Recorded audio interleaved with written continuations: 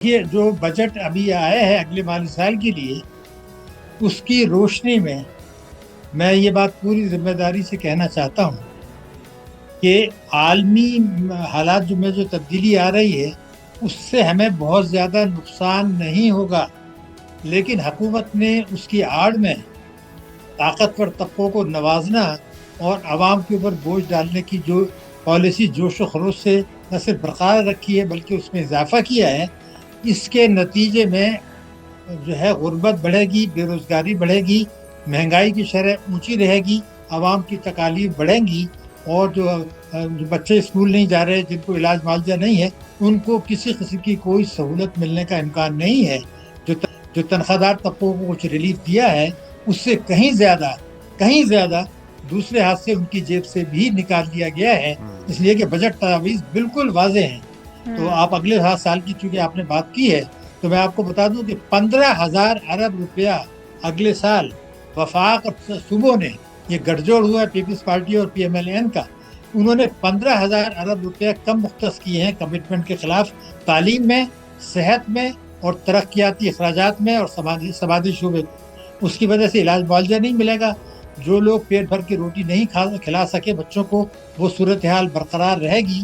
کوئی 11 کروڑ لوگ غریب ہیں اور ہمارے ٹاپ 10 ان ملکوں میں آتے ہیں جو کہ بھوک کی صورتحال سنگین ہے۔ پاکستان دنیا کے 10 ان ممالک میں شامل ہے، ان کے لیے کوئی بہتری مجھے کہیں نظر نہیں آ رہی بجٹ میں۔ ایک طرف صوبے گرانٹ دے رہے ہیں وفاق کو، جو پاکستان میں 78 سال میں کبھی نہیں دی گئی، وفاق صوبوں کو گرانٹ دیا کرتا ہے، اب کہ الٹا ہو گیا، پھر فاضل بجٹ بڑھا دیا، پھر پیٹرولیم لیوی یعنی بھتہ بڑھا دیا۔ تو پیٹرولیم لیوی جو بھتہ ہے اس میں صوبوں کا حصہ نہیں ہوتا۔ تو اسی وفاق نے اور یہ دونوں پارٹیوں نے مل کے جو گٹھ جوڑ کیا ہے، اس میں تو طاقتور طبقوں کو نوازا ہے، اسٹاک ایکسچینج اوپر جائے گا، طاقتور طبقے اوپر جائیں گے، ان کے اوپر ٹیکس کم ہوئے ہیں، لیکن عوام کچھ لے جائیں گے، یہ بالکل واضح ہے، اس میں قطعی کوئی شبے کی گنجائش نہیں ہے۔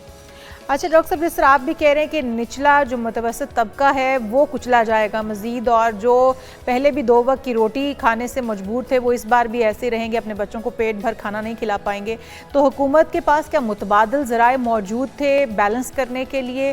لیکن حکومت نے اس طرف توجہ نہیں دی ہے۔ اور جس طرح آپ بھی کہہ رہے ہیں کہ اگر گورنمنٹ سیکٹر کے امپلائیز کو کوئی رعایت برتی گئی ہے، سیلریز میں کچھ انکریمنٹ لگا ہے، تو ساتھ ہی ساتھ دوسرے ہاتھ سے ان سے نکلوایا بھی جا رہا ہے، جو بجٹ کے اندر جس طرح کی اصلاحات لائی گئی ہیں۔ حکومت کے پاس متبادل کیا کچھ تھا کرنے کے لیے؟ حکومت کی اپنی شاہ خرچیاں تو جوں کی تو موجود ہیں، ان میں تو بالکل کمی نہیں لائی جاتی ہے، اس کے باوجود کہ یہاں پر عوام بھوکے سو رہے ہیں، یا بجلی کا جس طرح سے ہم دیکھ رہے ہیں لوڈ شیڈنگ ایک بار پھر سے عروج پر پہنچ چکی ہے، اور یہ جو گرمیاں آغاز جن کا ہوا، کہا جاتا تھا کہ لائن لاسز پورے کرنے کے لیے یا کیپیسٹی مد میں چارجز جو ہیں وہ ہماری ہی جیب سے نکالے جائیں گے۔ ٹھیک ہے نکالے جائیں، لیکن بجلی پوری دی جائے یہ بھی شرط ہونی چاہیے تھی، لیکن اس کے باوجود گرمی میں بھی ہم دیکھ رہے ہیں جن کے گھر میں ایک پنکھا بھی چلتا ہے وہ بھی اب چلنے سے قاصر ہے، کیونکہ لوڈ شیڈنگ پھر سے زیادہ تیز کر دی گئی ہے۔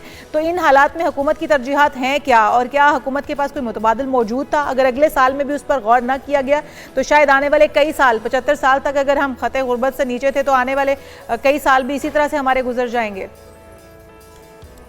پہلے میں آپ کے آخری بات کا جواب دے دوں، آپ نے 200% صحیح کہا ہے۔ جو پالیسیاں اپنائی گئی ہیں وفاق نے اور صوبوں نے، جس میں تینوں بڑی پارٹیاں شامل ہیں، کسی ایک کو میں نہیں کہنا چاہتا، تینوں پارٹیاں تحریک انصاف، پیپلز پارٹی اور پی ایم ایل این، ان کا ایک گٹھ جوڑ ہے۔ اس کے نتیجے میں یہ بات ریکارڈ پہ آج کہنا چاہتا ہوں کہ وفاق اور صوبے جو اڑان پاکستان پروگرام تھا اس سے دستبردار ہو چکے ہیں۔ اگلے 3 برسوں میں پاکستان کی معیشت کی شرح نمو کم رہے گی، برآمدات کم اور ترسیلات زیادہ رہیں گی۔ مہنگائی کا اگر میں آپ کو بتا دوں، دیکھیے مہنگائی کیا چیز ہوتی ہے، عوام کے اوپر ظالمانہ ٹیکس کو مہنگائی کہتے ہیں۔ جون 2025 میں پاکستان میں مہنگائی تھی 3.2%، مئی 2026 میں 11 مہینے کے بعد یہ ہو گئی 11.5%۔ تو یہ حکومت کو کیا نظر نہیں آ رہا؟ صوبوں کو نظر نہیں آ رہا؟ اسٹیٹ بینک کو نظر نہیں آ رہا؟ بینکوں کو نظر نہیں آ رہا؟ ان سب کا ایک گٹھ جوڑ ہے۔ جو چیز آپ کا سوال ہے پہلا، اس کا جواب یہ ہے کہ تینوں پارٹیوں کے جو منشور ہے، تینوں پارٹیوں کا، اور جو کچھ آئین نے کہا ہے، اگر اس پر 50% بھی عمل کریں تو پیٹرولیم مصنوعات کی قیمتوں میں کمی ہو سکتی تھی۔ صرف 50% عمل کرنا تھا اس منشور پر جس کی بنیاد پر الیکشن لڑا ہے۔ وہ آئین جس میں یہ کہا گیا ہے کہ ہر بچے کو لازمی اور مفت تعلیم دینی ہے، 25 الف، اس پہ عمل کرتے، وہ بھی نہیں کر رہے۔ بینکس کا اگر میں آپ کو بتا دوں کہ بینکوں نے منافع کی شرح کم کر دی، کھاتے داروں کو قانون توڑ کے بینکوں نے قرضے دینے کے بجائے حکومت کو پیسہ دینا شروع کر دیا کہ آپ بجٹ خسارہ پورا کر لیں، تو یہ تو ایک مکمل گٹھ جوڑ ہے۔ لیکن جب مسلم لیگ کا منشور کا جملہ آپ کو میں بتا دوں، آپ کے سوال کا جواب واضح ہو جائے گا۔ مسلم لیگ ان کا منشور ہے کہ ہمیں یہ پتہ ہے کہ پاکستان کی بیمار معیشت کبھی ٹھیک نہیں ہو سکتی جب تک بنیادی نوعیت کی اصلاحات ٹیکسوں میں نہ کی جائیں۔ وہ اصلاحات کیا ہیں؟ ہر قسم کی آمدنی پہ ٹیکس لگانا، وفاق اور صوبے، معیشت کو دستاویزی بنانا، کالے دھن کو سفید ہونے سے روکنا۔ اور انہوں نے یہ کہا تھا کہ اگر اس کی مخالفت کی گئی تو ہم ان سے نمٹ کے دکھائیں گے۔ اب انہوں نے ان کو گلے لگا لیا اور نہ ہر قسم کی آمدنی پہ ٹیکس لگایا، نہ جو ہے وہ کالے دھن کو سفید۔ یہ تو ہر سیاسی جماعت یہی منشور لے کر آتی ہے اور جب حکومت میں آ جاتی ہے تو پھر وہ گلے ہی لگاتی ہے ان تمام مالدار طبقوں کو، چاہے وہ کسی بھی شعبے سے تعلق رکھتے ہیں۔ تو جب تک ٹیکس نیٹ کو نہیں بڑھایا جائے گا، جب تک اپنے ذاتی مفادات کو بالائے طاق رکھتے ہوئے ملکی مفاد میں سب کو فائلر نہیں بنایا جائے گا، کیونکہ انڈائریکٹلی تو سارے ٹیکس دے رہے ہیں ایک چھوٹی ماچس کی ڈبیا لینے پہ بھی، لیکن جو بڑے بڑے انویسٹرز ہیں جب وہ قرضے لے کے معاف کرواتے رہیں گے تو پھر یہ عام آدمی آپ میں ہی اپنی جیب سے پے کریں گے۔ دیکھیے یہ جو بات آپ نے کہی ہے بالکل صحیح ہے، لیکن میں آپ کو بتا دوں، آپ کی عمر کم ہے، میں آپ کو بتا دوں 95 96 میں بھی یہی جملے پاکستان میں دہرائے جاتے تھے۔ 95 96 میں یہی جملے اس زمانے میں اسٹیٹ بینک کی رپورٹوں میں جو ہے اور دوسری رپورٹوں میں، حکومت کی بیانات میں، بجٹ میں یہی جملے دہرائے جا رہے تھے۔ یعنی 95 96 سے اب تک جو ہے 5 سال، یہ 31 سال ہو گئے، یہی ہو رہا ہے ڈرامہ۔ تو ان جملوں کا کوئی معنی نہیں ہے جب تک ہم حکومت کے اوپر دباؤ نہ ڈالیں کہ بھئی آپ نے انتخابات، بلکہ سپریم کورٹ کو میں کہتا ہوں کہ بھئی جب آپ الیکشن کے لیے آپ رات کو 12 بجے سپریم کورٹ کھولتے ہیں تو ضرور کھولیے، اچھی بات ہے، مگر اس کا مقصد تو یہ ہوتا ہے کہ انتخابات ہوں، جو منشور ہے اس پر عمل کرنے کی کوشش کریں۔ ایک امید کی کرن ہے، یہ جو ابھی ایران امریکہ کے درمیان معاہدہ ہوا ہے ڈاکٹر صاحب، اس میں جو سستا تیل اور گیس خریدنے کی امید پیدا ہوئی ہے، اگر یہ واقعی اسے عملی جامہ پہنایا جاتا تو اس سے کتنا بڑا ریلیف مل سکتا ہے؟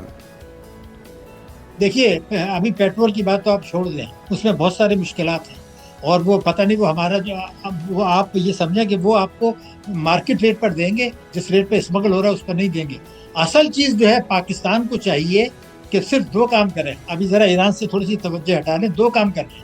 ایک تو یہ کہیں کہ امریکہ سے یہ کہیں کہ ایران نے ہماری سرحد تک پائپ لائن بچھا دی ہے، آپ اجازت دیں کہ ہم اس کو پاکستان میں ان سے گیس لے لیں، آگے پہ لے کے ان کی منظوری آج حاصل کر لیں، اگر نہیں کی تو پھر اگلے ہفتوں بعد ان کے تعلقات جب خراب ہوں گے وہ نہیں ملے گی۔ دوسرا کام ان کو کرنے کا یہ ہے کہ ایران کے ساتھ معاہدہ کرائے، بڑی اچھی بات ہے، مگر چین کے ساتھ مل کے افغانستان سے بھی تو معاہدہ کرا لیں۔ جب تک افغانستان کا معاہدہ نہیں ہوگا، پاکستان میں شہادتیں ہوتی رہیں گی، قربانیاں دیتے رہیں گے اور فورن ڈائریکٹ انویسٹمنٹ نہیں آئے گا۔ لیکن پیٹرول کی بات فی الحال آپ مت کریں، یہ 2 کام کر لیں، اور جو ان کا منشور ہے ٹیکسوں کا اس پر عمل کریں۔ توانائی کے سیکٹر کی بات یہ ہے جو آپ نے خود ابھی کہا کہ لائن لاسز بھی ہو رہے ہیں، وہ بھی عوام کے اوپر جا رہے ہیں، اس کے ٹرانسمیشن کے لاسز ہیں وہ بھی عوام پہ جا رہے ہیں، مہنگی بجلی بن رہی ہے وہ بھی عوام پہ جا رہے ہیں، جو بجلی کے بل نہیں دیتے وہ بھی عوام پہ جا رہے ہیں۔ تو پھر جو گرڈ سے گیس جاتی ہے وہاں پر جو کیپیسٹی نہیں ہے وہ بھی عوام پہ جا رہا ہے۔ اگر یہ ٹھیک نہیں کرتے اور آئی پی پی ایس والے کئی ہزار ارب روپے ناجائز کما لیا اور انہوں نے اس کا آج کوئی پارٹی تیار نہیں ہے کہ اس کا فورنسک آڈٹ کرائے، تو توانائی کے شعبے میں بھی جو امید آپ لگائے اگر لگائی ہے تو غلط لگائی ہے۔ جب تک حکومت پر دباؤ نہیں پڑے گا، آئی پی پیز کا فورنسک آڈٹ کرا کے ان کے معاہدے منسوخ کر کے نہیں کریں گے، یہ مسئلہ میں آپ کو یقین دلا رہا ہوں آپ 3 سال بعد بھی ڈسکس کر رہے ہوں گے۔ بڑا یہ سنگین مسئلہ ہے۔ ان مسائل کو اسی طرح سے ہم کئی سال بعد بھی ڈسکس کر رہے ہوں گے، لیکن اگر حکومت ابھی سے اصلاحات پہ تبدیلی لاتی ہے، ایک بڑی تبدیلی جس کی ضرورت ہے، اور جو معاہدے جن کی بات جو ہے وہ ڈاکٹر صاحب بھی کر رہے ہیں کہ ایک تو ایران کے ساتھ امریکہ کو اس چیز کے لیے ایگری کر لیا جائے کہ جو پائپ لائن بچھائی گئی ہے اس سے گیس تو ہمیں کم از کم خریدنے کی اجازت دی جائے، اور پھر چائنا کو بیچ میں ڈالتے ہوئے افغانستان کے ساتھ اگر ہم معاہدہ کر لیتے ہیں تو یقینی طور پر یہ بھی ہمارے لیے پاکستان کی معیشت کو بہت بڑا سہارا دے گا۔ اچھا، اگر ڈاکٹر صاحب ہم ویسے عملی اقدامات کے طور پر دیکھیں، حکومت کے دعوے दावे तो यही हैं कि वो बहुत कुछ कर रही है, और हुकूमत की अगर कारकर्दगी की बात करें तो बहुत कुछ होता हुआ भी हमें चाहे बातों तक, ज़बानी कलामी तक बहुत कुछ नज़र आता है। लेकिन जहाँ पर अब गठजोड़ की बात कर रहे हैं, अगर इन जमातों का गठजोड़ आपस में ना भी होता तो शायद महंगाई की शरह या जो टैक्सेस की भरमार है वो तो जूं की तूं ही रहती। अब इन के आपस में गठजोड़ के बाद आप समझते हैं कि ये सिर्फ आपस में ही जो एक बंदर बांट है या मफादात हैं वो आपस में बांटे जाएंगे, या आवाम को आगे चलकर कोई रिलीफ जो है वो मिल सकता है, कोई बेहतरी के चांसेस निकल सकते हैं? ये मुआहदे तो एक साइड पे रह गए, ये तो बहुत ज़रूरी है पाकिस्तान की मईशत को सहारा देने के लिए। अगर ओवरऑल हम देखें, ये अपने अपने सूबों के लिए, अपने अपने स्टेट के लिए कुछ कर पाएंगे तमाम गवर्नमेंट्स? देखिए मोहतरमा, मैं आपको बता दूं कि हमारा मुल्क है, हमारा दर्द है।